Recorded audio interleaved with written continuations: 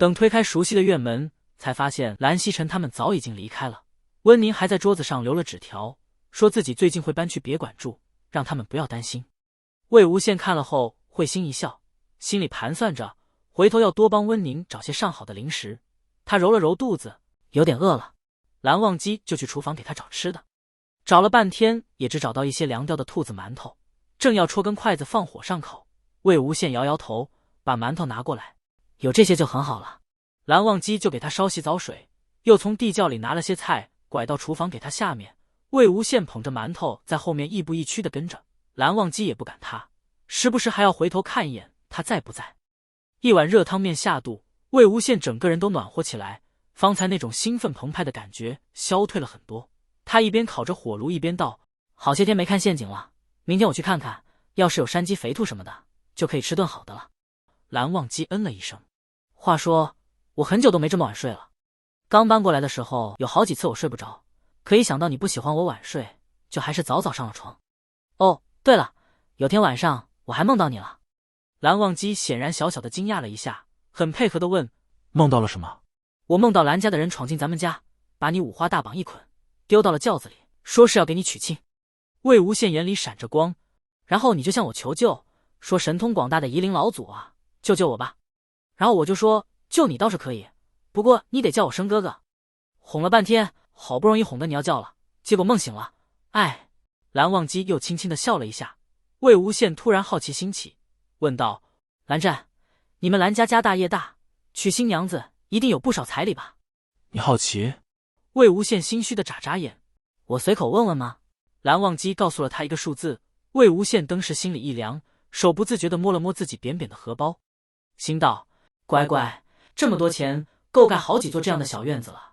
想起当时他嘴上说要和蓝忘机互相扶持，结果连给蓝忘机买张床的钱都没有，不但如此，还让蓝忘机给他做饭打扫屋子，陪他一起啃馒头吃咸菜。失败，太失败了。魏无羡想了一堆乱七八糟的，深感男子尊严受到打击。蓝忘机这边毫无察觉，他问魏无羡：你想要多少？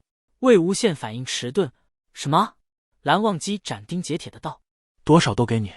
魏无羡拍拍他肩膀：哈哈，你想给什么呀，蓝二公子？任你神通广大，又不可能现在就变给我看。蓝忘机不置可否，牵手带他到温宁房间，指着蓝曦臣他们搬过来的快塞满整间屋子的东西，意思很明显，这些就是聘礼了。魏无羡得了便宜还卖乖，梗着脖子道：这么点聘礼就想娶我？蓝忘机正了颜色道：我的东西都给你。魏无羡心头一热，语气不自觉放软：你有什么东西？你现在吃的穿的都是我买的。蓝忘机看着他，淡声道：我也给你。魏无羡不说话了，风无声的吹过，他感觉脸颊有些发烫，想了想，只好抬头吻他。后来蓝忘机听到木头人的传说，想起魏无羡的杰作，回家去找，却怎么也找不见了。魏无羡扯谎说自己丢掉了，其实是觉得自己刻得不够漂亮，但又不舍得随便扔，就偷偷藏在了床底下。蓝忘机记得代表自己的那个木头人，上面刻着大大的笑脸，说自己觉得很可爱，也很喜欢。后来魏无羡悄悄的也给自己那个刻了同样的笑脸，然后趁蓝忘机外出，放到了柜子顶上。蓝忘机把它们取下来，摆在床边的桌子上面。那张桌子混放着他们两人的东西，谁是谁的已经分不清了。老刘他们村叫山阴里，顾名思义，背山多雨，天色长阴，是以这里有许多大湖小溪，山阴里的居民也多以打鱼为生。这的湖里长有一种大鱼，鱼骨细窄，肉极鲜美。老刘和猎户为感谢蓝忘机的善举，连着兽皮山珍送了好些过来。魏无羡原来不大喜欢吃鱼，只嫌刺多麻烦，可吃了这种鱼后欲罢不能，连着叫蓝忘机给他做了好几顿。刘梅来借铁铲，正好赶上他们吃晌午饭，见那雪白雪白的鱼汤，一拍大腿：哎呦，我说什么东西这么香，这可是好东西，妹妹村里有女人怀孕都做这个吃，能下奶。蓝忘机就深深地看了魏无羡一眼。魏无羡羞恼道：你看我做什么？我又没有那东西。快到年节，他们回了姑苏，正巧蓝丝追他们外出，魏无羡便出动请行。路上遇到土匪，小仙军们列阵在前，沉着应对。土匪头子是个没见世面的，不认的家徽，提出单挑对赌，输了给钱。见蓝思追他们个个带着佩剑，衣着华贵，谨慎小心地指了指人群中央穿着一身粗布衣长的魏无羡：“就那个小白脸，就你了。”后来土匪元气大伤，不久后散伙，唯独他们的老大一战成名，直到多年后跟自己兄弟运镖时打的名号还是单挑过夷陵老祖魏无羡，凭着不要命的传闻，生意络绎不绝。在云深不知处待了2个月，回来的时候地上桌上都积了一层灰。魏无羡想起今天就是正月15，提议他们不如趁现在人多，给家里做个大扫除。他是个行动力很强的人，想到什么就会立马去做，立马打起精神开始分配任务。蓝思追去打扫厨房，蓝景怡去劈柴，蓝忘机去整理卧室，他来清扫院子。金陵问道：“那我干什么？”魏无羡摸着下巴，目光落在院门口，手一指：“你去把仙子洗了。新年新气象，狗也要有狗样。”仙子过年吃得好，胖了好几斤，此时正拴在院门口，见金陵靠近，也已经懒得站起来，只靠前腿拖动着往前移动，远看跟只黑棕猪一样。金陵拿他没办法，伸手扒拉了下他的额头，催促他挪屁股到柴房去。蓝思追那边已经烧好了水，蓝景怡扛来一个大木盆，几人合力把仙子摁进了水盆里。仙子在村子里追狗碾压了好半天，毛已经变得脏兮兮，一缕一缕垂下来，活像个脏墩布，热水一浇，流下来的都是泥汤。好在仙子比较听话，任他们捏掐揉搓，岿然不动，甚至十分享受地伸着舌头要去舔金陵的手。魏无羡看到蓝忘机把被子枕头搬了出来，要拿去晒，放下手边的扫把，过去和他一起抻被子，趁小朋友们看不见，躲在衣架子后边偷香，亲了好一会儿。院子里突然传来剧烈的狗吠，魏无羡吓得一个机灵，蓝忘机往外看了一眼，安抚道：“是刘梅。”刘梅从没见过仙子这么大这么肥的狗，吓得连连后退。这是啥子猛物？金陵在一旁和声制止：“仙子，别叫！”将柴房门啪的关上。刘梅见蓝忘机出来了，笑着问道：“小蓝兄弟，你家吃腊肉吗？”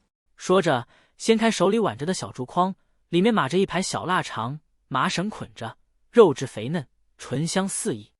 一闻到肉味，仙子立马欢快地叫了起来，顶开柴门，狗腿的蹭了过去，口水外流，前腿上翘，连平时怎么教都不会的恭喜发财都用上了。